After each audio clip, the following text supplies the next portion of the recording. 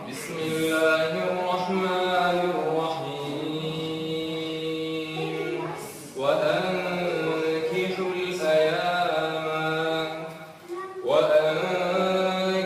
الأيام منكم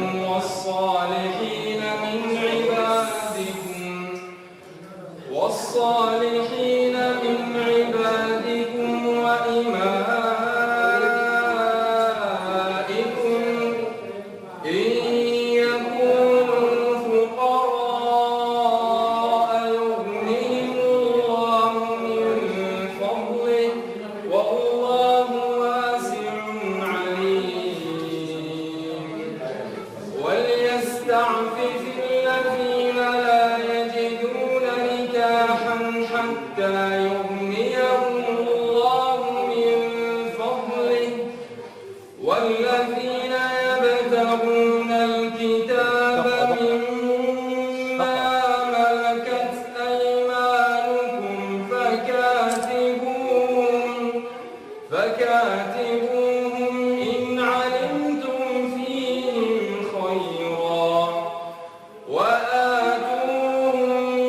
من مال الله الذي آتاكم ولا تكرهوا فتياتكم على البغاء إن أردنا تحصنا لتبتغوا عرض الحياة الدنيا ومن يكرهن فإن الله من بعد إكراههن غفور رحيم ولقد أنزلنا إليكم آيات مبينات ومثلا من الذين خلوا من قبلكم وموعظة للمتقين الله نور السماوات والأرض الله نور السماوات والأرض مثل نوره كمشكاة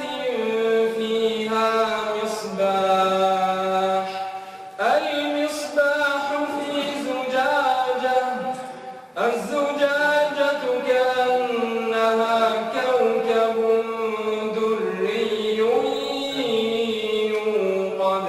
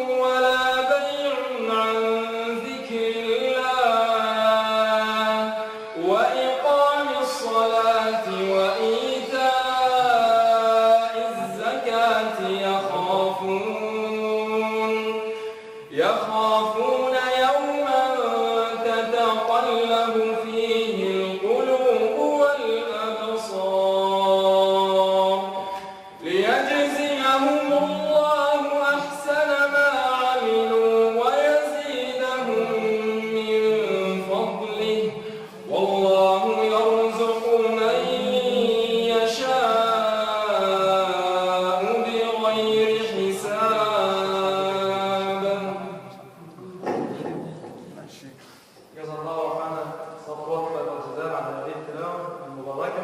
وأسأل الله جل وعلا أن يجعل في موازين حسناته وحسناتنا